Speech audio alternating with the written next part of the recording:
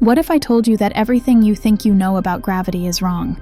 That it isn't a force pulling apples from trees or satellites into orbit? Right now, you're likely picturing a magician revealing a hidden trick, but this isn't illusion. It's physics. For over 2 centuries, Isaac Newton's vision of gravity reigned supreme. People, myself included once, imagined gravity as this invisible hand tugging objects towards each other. Very intuitive, right? But intuition, as science often shows us, is only the beginning, never the truth. Einstein's theory took a metaphorical sledgehammer to Newton's tidy model. Instead of forces, Einstein told us to think about geometry itself.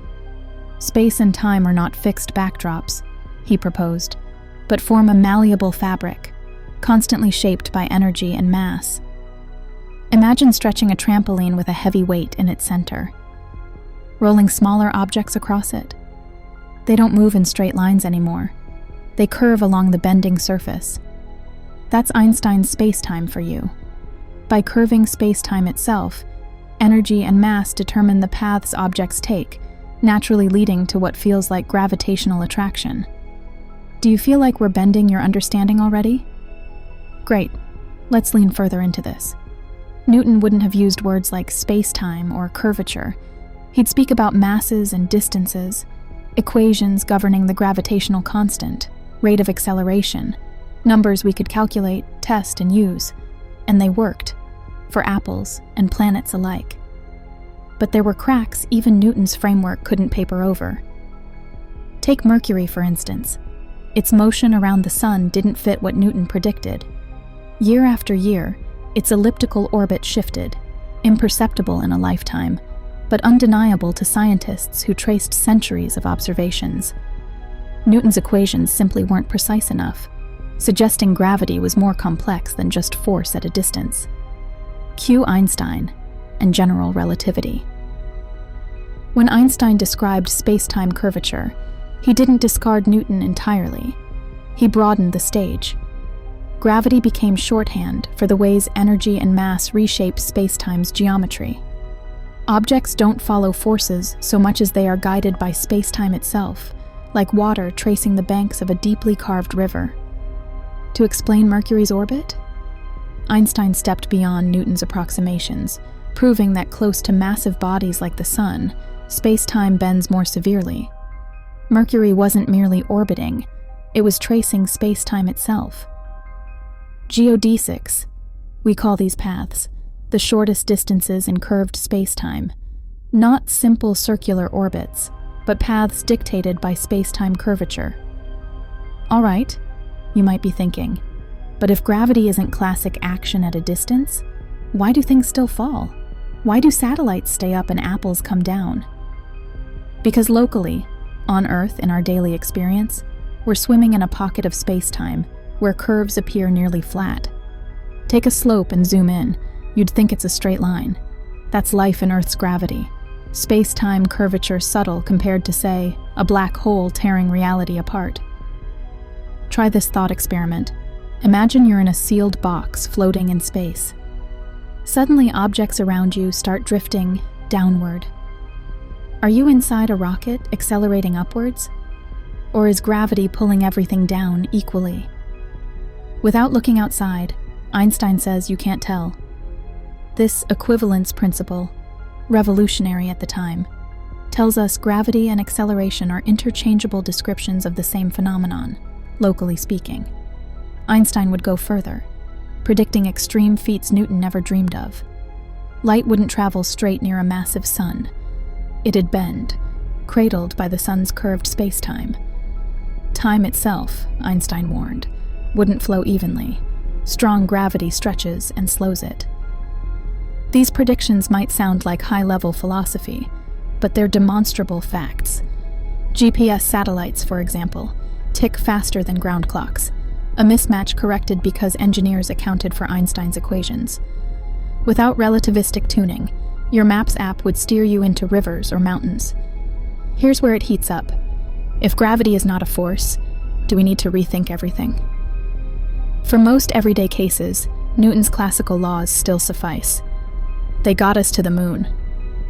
But step into high-energy realms, Massive stars, or objects nearing the speed of light, and Newton crumbles. Think neutron stars, black holes.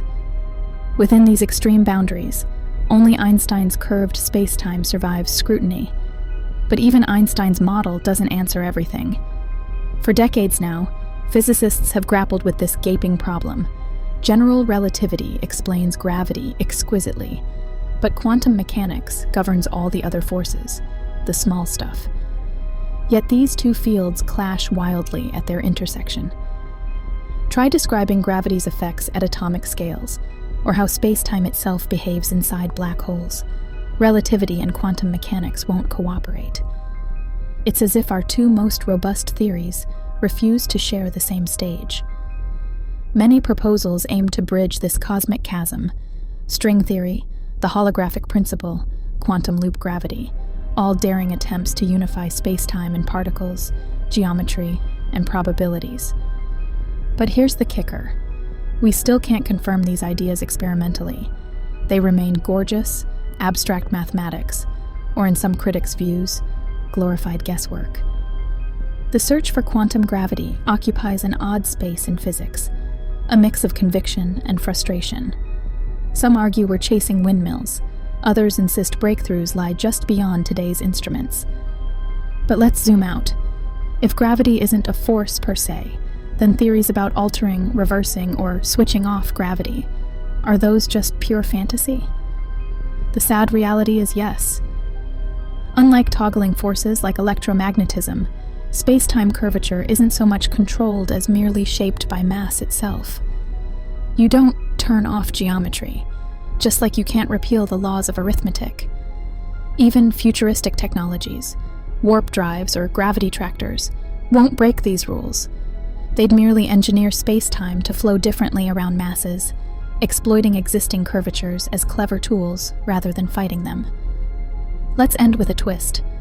In Einstein's equations, mass and energy shape spacetime, but distributed across the universe is an invisible wild card: dark energy, fueling the universe's expansion.